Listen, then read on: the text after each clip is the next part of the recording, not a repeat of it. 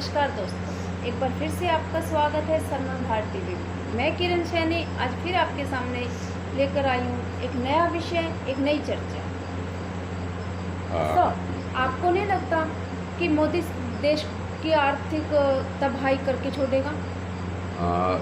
बिल्कुल मुझे किरण ऐसा लगता है, आप सच कह रहे हो कि पीछे हम कई दिन से चर्चा कर रहे हैं। एक एपिसोड हमने इसमें शुरू किया जिस दिन से कि इसकी आर्थिक तबाही के लिए जिम्मेवार कौन है। तो सीधा सीधा तौर पे हम कह रहे थे कि मोदी, क्योंकि मोदी को क्यों कह रहे हैं कि मोदी के नेतृत्व में सरकार चल रही है। एनडीए की सरकार मोदी के नेतृत्व में चल रही है और कोई भी अच्छे काम के लिए अगर श्रेय लेते हैं तो अगर कोई देश में आर्थिक सेहत इस देश की अच्छी नहीं है तो भी मोदी को इसका श्रेय लेना होगा, या इसकी बुराई अगर कहीं कोई करे या इसके बारे में तो हम किसको कहें। अब ये इन्होंने तो बड़ा आसान सा रास्ता चुना हुआ है।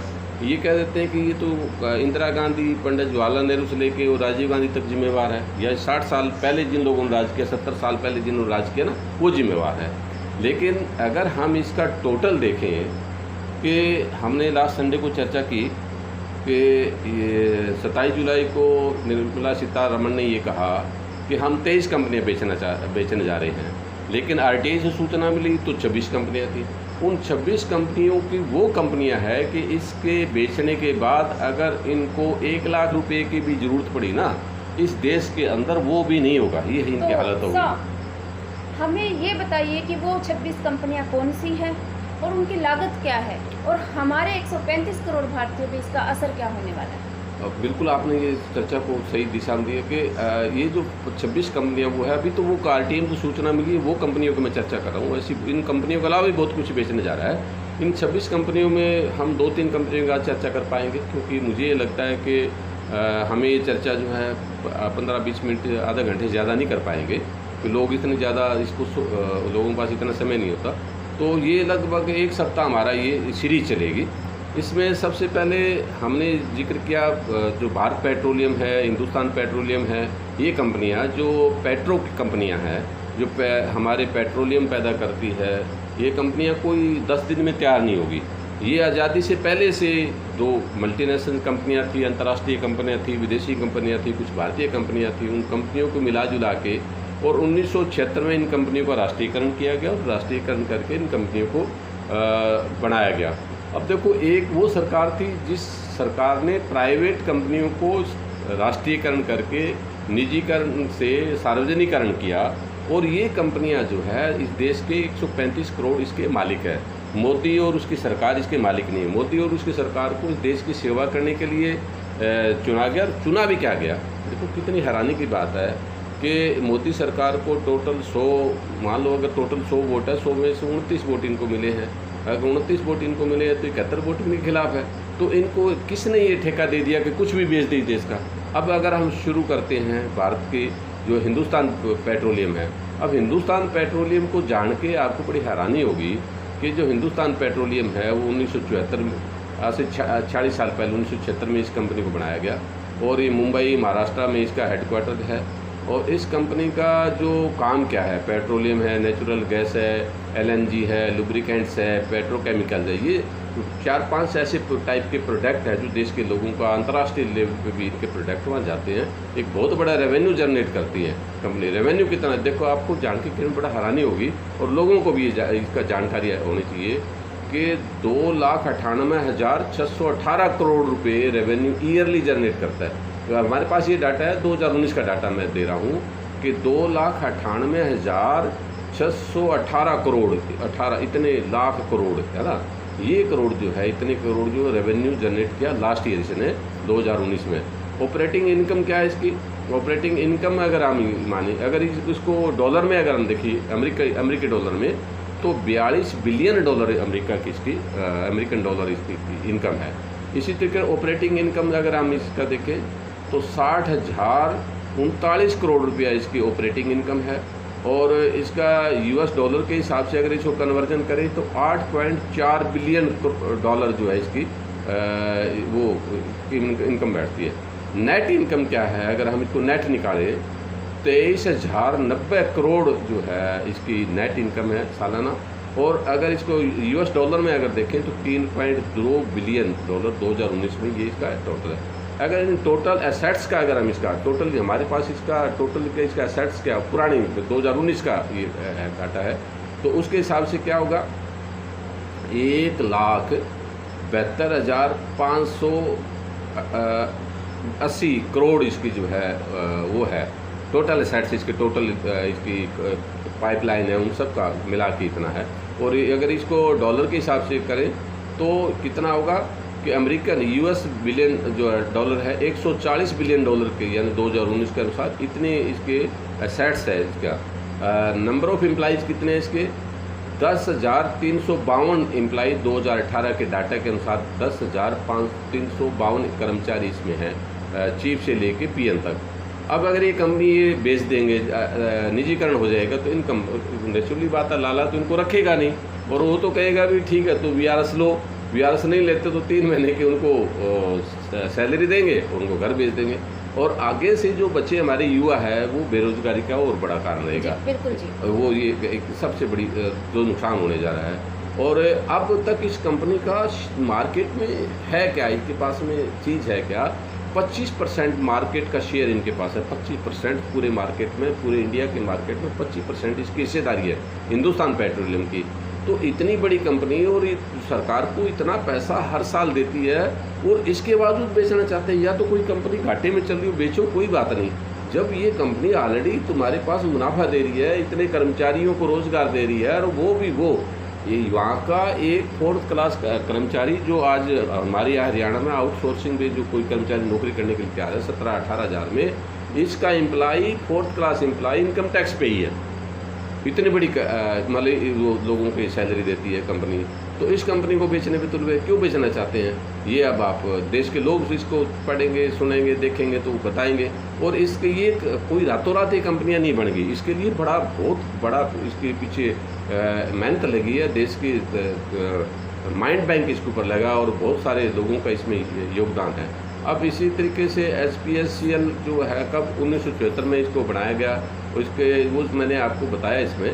और इसके अलावा इसके पास और क्या है ये कर क्या रही है, तो गैस एजेंसी है इनकी, पेट्रोल पंप है इनके, डीजल पंप है इनके हैं और इसके अलावा जो है रिफाइनरी जो इनकी अपनी रिफाइनरी है वो रिफाइनरी जो है ये कंपनी। और सबसे ज़्यादा इसके लिए बड़ी बात हुई है कि इस कंपनी के पास में जो HPCL जो कंपनी है इसके अपने मार्केट तो 25% पूरे इसमें है ही।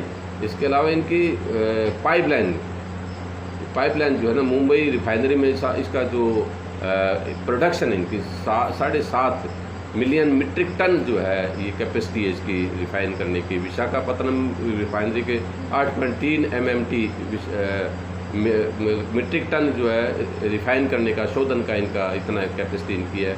मैंगलोर रिफाइनरी में 9.69 MMT जो है इनकी वो है कैपेसिटी है। इसी तरह गुरु गोविंद सिंह रिफाइनरी है जो बठिंडा में अभी आपने देखा पीछे वो उसकी जो है 9 मीट्रिक टन जो है 9 MMT जो है बठिंडा रिफाइनरी की इसकी कैपेसिटी है, ठीक है। और इसी तरीके से कहीं फोर्ब्स ग्लोबल 2000 के लिस्ट में इसको ना 2000 पोजीशन इसकी इंडिया तो 2013 में टॉप में ये रही है कभी। तो ऐसे हालात में ब्रांडेड फाइनेंस और इकोनॉमिक टाइम्स जो है इसके ऊपर बड़ा अच्छा उन्होंने वो इस कंपनी के बारे में बड़ा अच्छा वो किया हुआ है जो। और इसके अलावा इस कंपनी का जितना भी लोगों को रोज़गार मतलब ये तो वो रोज़गार था जो मैंने बताया 11,000 से ज़्यादा कर्मचारी इनके वहाँ सीधा काम करते हैं। जहाँ इनकी डीलरशिप है एक डीलर में आप एक पेट्रोल पंप पे आप देखोगे कम से कम एक पेट्रोल पंप पे जो है कितने कर्मचारी जो है इस पे रोटी खाते हैं, कितने लोग उनके पास काम करते हैं। जो आज पब्लिक सेक्टर की कंपनियाँ हैं तो उनको जो सुविधाएं मिल रही है, जब ये कंपनी रिलायंस की जो पेट्रोल पंप है क्या उतने लोग कर्मचारी वहाँ काम करते हैं? या रिलायंस सरकार ने इनके बारे में कुछ सोचा होगा? नहीं, सरकार नहीं सोचती। सरकार तो केवल वो उनके 4-5 मित्र हैं जो इलेक्शन में इनकी मदद करते हैं अंबानी है, अडानी है, उन लोगों की कंपनियां भेज देगी, तो उनका तो इतना तक है। जो इलेक्शन में जो इनको फंडिंग करते हैं, केवल उन कंपनी उनके बारे में सरकार सोच रही है और किसी के बारे में सरकार कुछ नहीं सोच रही। ये एक बहुत बड़ा दुर्भाग्य है, आप कह सकते हो।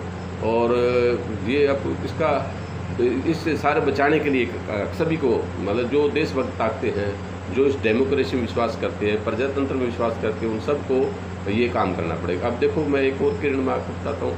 भारत पेट्रोलियम, ऐसे जैसे हिंदुस्तान पेट्रोलियम है, इससे वर्ल्ड की सबसे टॉप की कंपनी है भारत पेट्रोलियम है। इसका भी उन्होंने जो है करने का, प्राइवेटाइजेशन का सबसे पहले तो इसी का किया 2 साल। इससे पहले 2003 में जो इनका पता नहीं एक और इनके संक्रमण है इनके दिमाग में, आरएसएस की विचारधारा कोई ऐसी है कि 2003 में इस भारत पेट्रोलियम को प्राइवेट करने का इन्होंने तो विचार किया था और ले आए थे।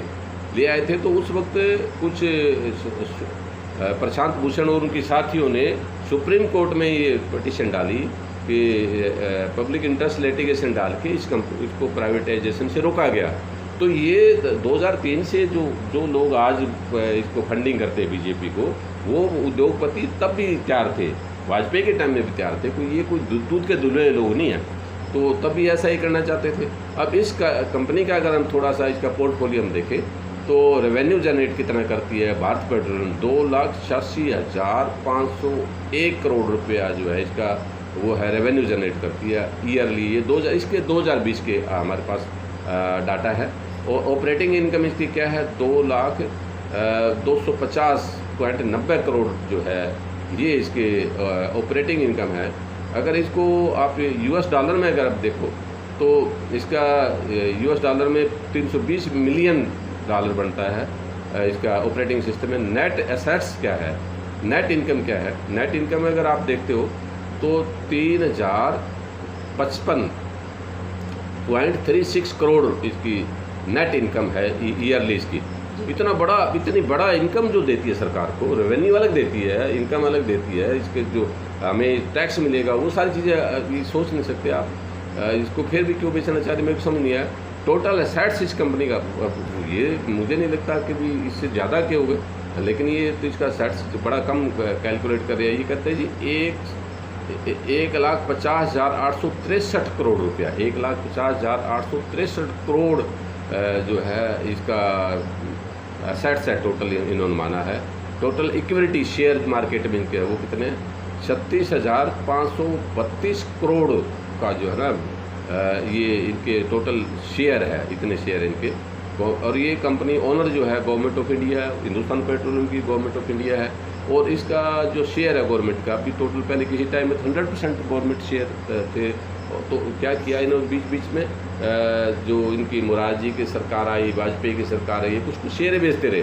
तो अब आके जो 53% 52.998 इनके यानी लगभग 53% गवर्नमेंट ऑफ इंडिया के है। अब ये 25% बेचते, तो 50% से कम जब ये रह जाता है किसी के पास, तो वो उसके ओनरशिप उसके पास से चली जाती है, मैनेजमेंट किसी और के पास चली जाएगी।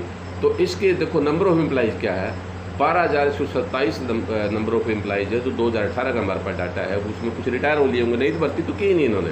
तो वो ये भी ज़्यादा है नहीं, 12,157 कर्मचारी। ये वो है जो सीधा वहाँ नौकरी करते हैं, पेट्रोल पंपों पे करते हैं, वो अलग है, उनकी मैं चर्चा नहीं कर रहा। ये इसकी हालत है हमारी कंपनी की जो हमें देती है। और तो आपने आज की चर्चा सुनी, किस तरह केंद्रीय सरकार कंपनियों को बेचने की तैयारी में है। 2 बड़ी कंपनियों का खुलासा आज आपने सुना। इसी वीडियो को सुबह 6 बजे मॉर्निंग टी टाइम में आप ज़रूर सुनिएगा। और कल हम रात 10 बजे फिर कोई एक नया विषय लेकर आपके सामने फिर से आएंगे। तब तक के लिए अलविदा, नमस्कार, सत श्री अकाल। और हमारे टीवी चैनल को सब्सक्राइब, लाइक ज़रूर करें। तब तक के लिए नमस्कार।